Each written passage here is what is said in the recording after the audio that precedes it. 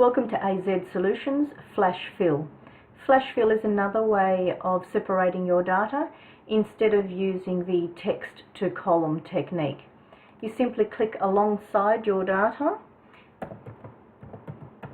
type in the piece of information that you want it to extract, fill it down as per usual. You will then see a smart tag display along the bottom. It will then have the option for Flash Fill. Now remember, this came out in 2013, so if you have prior versions you will not see this tool for Flash Fill. Select Flash Fill, and now it has picked up the first name from each of these. If what I wanted to pick up was the surname, I could do the same thing. Notice if I enter it in uppercase, it follows that trait and continues it in uppercase.